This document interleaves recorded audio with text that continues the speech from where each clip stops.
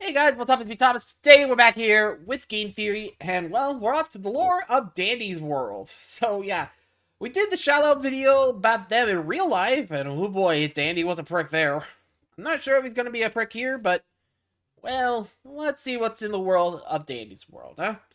Be sure to subscribe for more. Hope you enjoy. Not sure how well it's gonna be. Let's go.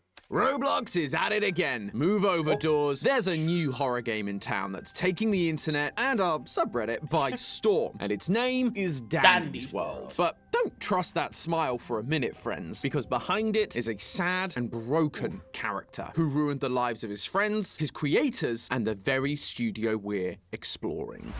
Oops. Hello, Internet! Welcome to Game Theory, the show that just can't get enough black goo. Think about it. Bendy, Doors, Welcome Home, Bob Mod, FNAF, all of them have a black, goopy thing that leads to one thing. Oh. We should probably just plug it into my veins at this point, but alas, HR won't let me do it. And given it's been a while since my last black goopy hit, when I saw our subreddit blowing up with a game called Dandy's World that also had its own black goo, I was very excited to gobble up whatever sticky dark lore this thing had to offer. On the surface, Dandy's World is a multiplayer survival horror game on Roblox. The game itself takes place in an abandoned educational center and museum called the Garden View Center. We play as these little creatures known as toons. Our job is to hop into the elevator with some friends and complete various tasks while collecting items that can be traded into the lead character Dandy to unlock even more toons to play as. But as you might expect, we're not the only things creeping around these empty halls. The deeper we go, the more we start to get a sense of what happened to this place once filled with the sounds of children's laughter and joy. What happened to this beloved place to shutter its doors, and why it suddenly come back to life with evil versions of the toons known as Twisted that are trying desperately to stop us, dripping with that delightful black goo. There it is. Don't need that. Oh, that's the good stuff. So, step into the elevator, loyal theorists, because we're gonna get to the bottom of what's really going on in Dandy's World and its smiling rainbow flower mascot. The history of the Garden View Center actually starts with this note that you can find if you don't die to the various Twisteds chasing you around the various floors. It's an application for a business loan dated 1984. From this, we can see that the Garden View Center is the brainchild of two young visionaries, Henry Stein and Joey Drew. Wait, I meant Delilah Keene and Arthur Walton. Although the connections between these two and Bendy definitely keep going. Thanks to a note sketched out by Arthur, we can tell that he was the one who originally designed the look of the toons. As for Delilah, she was a bit more sus. After seeing the sketch of the lead character Dandy, she writes back to Arthur saying, "What about the others? You said he had friends, yes? I'll need them. Respond ASAP. By the way, out of coffee. Get more. Also ASAP." Uh-oh. If she's anything like me without my morning coffee, things are about to get real bad. Even worse if she's like Santi. But despite the clearly ominous language, Arthur doesn't seem fazed, saying, "You've never failed me before, Delilah." Then, in a recent update, the developers added these portraits of Garden View's two founders. Arthur is dressed to the nines. I tip my hat to you, sir. And Delilah is covered in black goo. See, Arthur, this is how it starts. And then you decide to leave, and your business partner creates an inky dimension inside their apartment, which is meant to house an inky version of you that they can torture for all eternity. It's a tale as old as time. Although this black goo is a little different to the living ink from Bendy. It's called ichor. And not only can we find this black goo all over the place during the game, but when you get caught by a Twisted, your toon explodes into the stuff. It's almost like the Roblox PG safe version of blood. And the name certainly lends itself to that line of thinking. Ichor isn't just a made-up word. It comes from what is very quickly becoming my favorite thing to talk about on this channel. Say it with me now. Greek mythology. I wonder why there's so much of this in indie horror these days. Probably a theory for another day. So make sure you ink splat that subscribe button like your life depends on it, because it just might. Anyway, the ancient Greeks believed that instead of having blood coursing through their veins, the gods had a mysterious substance known as ichor. They also believed that if a normal human were to come into contact with ichor, they would die instantly. So that's it? Ichor is just the blood of the toons? Oh no, my friends, there is a lot more going on here. Because ichor is also this game's form of currency. We collect more and more of this stuff as we descend further into the levels of the Garden View Center. But what do we use this precious ichor to purchase? More toons to play as from Dandy's shop. Almost as if ichor isn't just the blood that's coursing through them, but it's actually what is used to make the toons. And given the notes and photos we found from earlier, while Arthur was the one who originally designed the toons, it was Delilah who brought them to life using the ichor. iCore. I guess it really is just the ink machine after all. And similarly, it has an unfortunate side effect. You see, as you play and encounter more of the Twisted Toons, you unlock research that gives you more lore about each character. Several of the research entries mention that it's the iCore, and more specifically being overcome by iCore, that turns these happy-go-lucky Toons into the twisted monsters they are now. That also explains why all of the Twisteds can be seen with iCore pouring out of every orifice. They are literally so full of the stuff, it's leaking out of them. So then, if this... Wait, so did someone, probably Delilah, overfill them with iCore? I feel like that's what's going on here, but hard to say. I don't know. I mean, who knows? I haven't played the game myself, so I don't know exactly what's going on, so your guess is as good as mine. Let's keep going.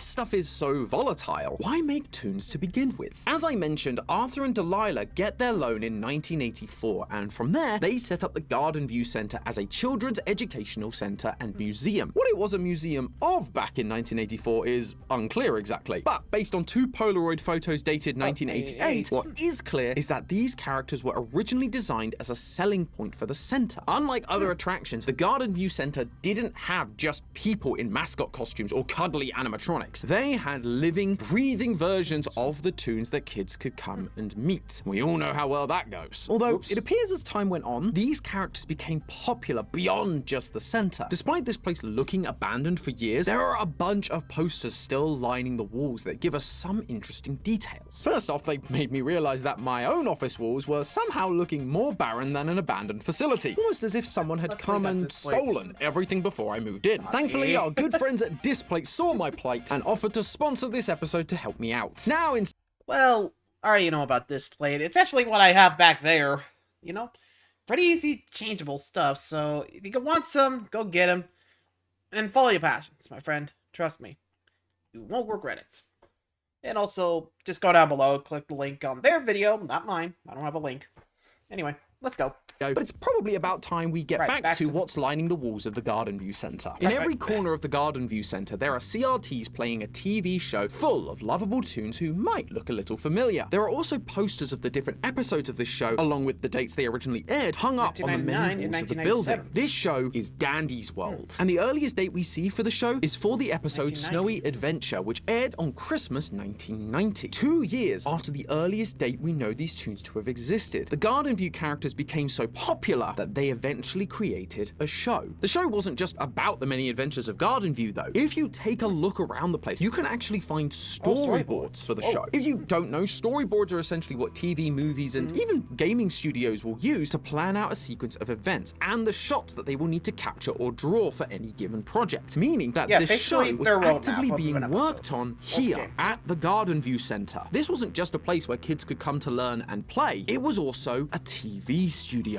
And as I realized that, I couldn't help but be reminded of a certain other TV studio slash theme park from the real world that was popular around the same time. A studio that, in itself, was also famous for its use of a slimy substance. Nickelodeon Studios. If you're not old enough to know what I'm talking about, I don't blame you. I'm barely old enough to remember. But when you work for TV studios like Fox and Disney, you get very familiar with the history of competing studios. Nickelodeon Studios was part of the wider Universal Studios in Orlando, Florida. Much like the Garden View Center, it was both a place for kids and a working studio. Classic Nick shows like Double Dare, Legends of the Hidden Temple, and the early seasons of all that were all filmed at Nickelodeon Studios. But the fun part was, people that were coming for the theme park side to keep their kids entertained could also sign up to come and see their favorite shows get made. If you were lucky enough, you had the chance of being in the audience to watch these shows being made live. Make the Grade was produced before a live audience in Nickelodeon Studios at Universal Studios in Orlando, Florida. And of course, we can't forget about the slime. Nickelodeon and their patented green slime go together like peanut butter and jam. Sorry, jelly. No, if iCore is supposed to be Garden View's version of slime, that would make Double Dare a whole lot more morbid. This idea of live studio filming is exactly what we're seeing happening in the Garden View Center. While the clips for the TV show are definitely cartoons, the characters themselves are Toons, and they talk as if these events were real events that really happened. For example, one of the episodes of the Dandy's World TV V's show was called Winning Big, and it features a Scraps toon and named V. Scraps on a game show, well, Winning Big, with the show being hosted by another toon, V. But despite this presumably happening on a fictional TV show, the actual V and Scraps have memories of this event. In one of the dialogues that can happen among the characters between levels, V and Scraps say this. Hey V, you're not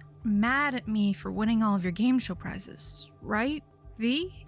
I'm gonna take that That as is a yes. In another set of dialogue, V claims Scraps' victory on the game show was down to pure luck. It doesn't really make much sense that V would be so salty about what happened on a TV show about her. Instead, it's more likely that she is mad because it really happened. These toons are more than just Does make live sense. action characters for the kids to meet. They were the performers that starred in the show. And those kids who were touring the center would have the chance to watch the show being recorded live. And I use the word would have very specifically. The show was a yeah. massive success. We know that by 1990, Dandy's World was on the air and ran for over a decade. But as with all indie horror histories, the winning streak couldn't last forever. The yeah. final episode of the show was planned for July 21st, 2002. But from what we can tell, it never actually made it to air because according to the city newspaper, on June 24th, 2002, the Garden View Center closed its Shut doors. down. The last aired episode we know about was from Day out. 2001, which again lines up with what we saw from the Nickelodeon studios. The studio began to lay off staff that same year, 2001, and the game shows being produced there had production halted, while Nickelodeon Animation continued in other locations, which is another reason why I feel like Dandy's World was being produced as a live action production. If there was just another Yeah, honestly, I don't know why they, stopped, but I'm guessing with, not many people come to see the show, well, you get the money. You don't get the money, at least. I don't know. So, kind of like hemorrhaging money in a way, if you ask me, but who knows? Again, that's just mostly my thinking process of what happened, but to each their own if you say. What do you guys think? Let me know, but yeah, I can see that happening, Less on live action, more on the, real one. Anyway, moving on. Animated cartoon, we'd likely see remnants of the show still going on, but as it stands, the show stopped at the same time the studio did. However, compared to Nick Studios' closure being due to the heavy shift in animation and the increase in shows needing to be filmed in Los Angeles, Garden View's closure was a little more mysterious. According to that same newspaper, it was shut down due to a, quote, malfunction incident, which, as we all know, is indie horror corporate speak for our creation turned on us and tried to kill everyone. It's even more suspicious when the creator, Arthur, was asked to comment and chose to remain silent, especially when behind the scenes he makes it abundantly clear that he knew exactly what was going on. He writes in a letter to his longtime business partner Delilah, Delilah, we need to talk. I know you've kept reassuring me that what had happened wasn't due to anything you had done. You had to have known this could happen to him. If you did, why didn't you tell anyone? Why didn't you tell me? Something like this doesn't just happen. That him that Arthur is referring to, the one that something happened to, the one that malfunctioned, I believe, is none other than the star of the show, our titular flower, Dandy. Let me explain. Ever since Garden View Center closed down, several of the other toons have talked about how uneasy they feel around him. And we don't have to take their word for it. We can see it for ourselves in-game. In between levels, Dandy pops up in the elevator to sell you power-ups to make your run easier. But if you instead choose to not buy from him, Dandy starts to get more and more frustrated. If you continue to ignore him, things become less fine and dandy, and he'll have a full-blown meltdown. He will turn into his twisted form, and you'd better watch out because he'll soon spawn on an upcoming level to hunt you down. Dandy is a loose cannon, ready to snap at any moment if he doesn't get his way. Based on my years of indie horror experience, my hunch is that this is what happened on the day of the malfunction. Dandy was the first creation, Arthur's main guy, but unlike the others, we're being shown that he can transform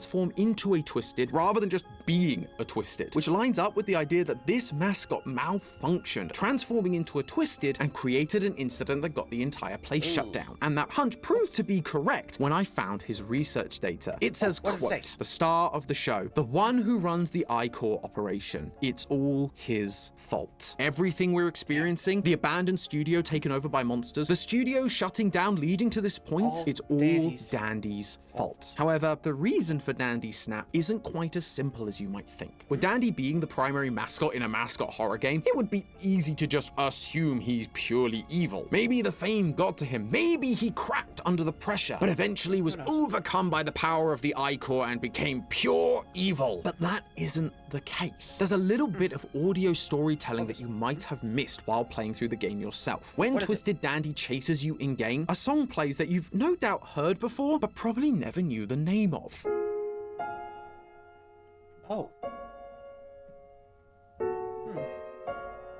This song is called Claire de Lune, and it's based off an 1869 poem by Paul Verlaine, a poem about someone who looks happy on the outside, but deep down is sad. Quote, playing the lute and dancing and all, but sad beneath their fantasy disguises. This song is telling us what Dandy and also his friends are. They are these picture-perfect, happy, smiling toons performing for the joy of others, but deep down, they're sad. And they're sad because of what we saw during the Christmas update last year. According to another set of letters, after Christmas had passed, some of the Christmas-themed toons were doing the whole Blair Witch thing and hiding in the corner. Delilah's response was basically, Christmas is over, just throw them into storage till next year. Even though the toons are alive, they were being abused by their handlers and treated like props. Only good for the thing they were made for and nothing else. Behind their smiles were sad and lonely creatures. Dandy's dialogue when he thinks you're ignoring him at the shop matches this. We're friends here, right? Friend? What is happening? He's confused. He's scared. He is terrified that he too has lived past his usefulness. That if he is no longer the star, that he and his friends face the same fate as those Christmas toons. And my guess is that's exactly what happened on that fateful day in 2001. Dandy saw how his friends were being treated. He got scared. He didn't want to be ignored, to be forgotten, to no longer be the star. And as a result, he became overcome by the I-Core and ultimately caused all the toons to be locked away forever, a self-fulfilling prophecy. That's why, as his research report says, he has restarted the I-Core project. It's not because he's trying to build an army of evil toons to take over the world or to enact his revenge on those who wronged him. He's trying to atone for his sins. He and his friends lost everything, and it's all his fault. Now he's trying to bring the show back to life. He specifically keeps asking you to find and collect and give him the VHS tapes of the show, and he's using the I-Core to create more toons. Maybe, just maybe, if all the toons come back, so too will the fans, the kids, the show, and Dandy can once again be the star he was literally born to be. But he is not the original creator. He's not Delilah. He doesn't know how to use the I-Core properly. He's using too much, and so all of his toon friends are ending up as twisted monsters. But hey, that's just a theory. A game theory! Thanks for watching. World premiere. Yeah, honestly, I could see that. I mean, Danny, once you have to think of a stardom, you don't want to give it up. But still, I can imagine, like, this story, like, him not wanting to, fade away, I guess, in a way. I don't know. I mean, it's my best guess of how to describe it. You tell me. What do you guys think? Ben, did Danny do it on purpose, not, or was he just trying to protect himself and his friends? Let me know. Well, anywho, thanks for watching. See ya.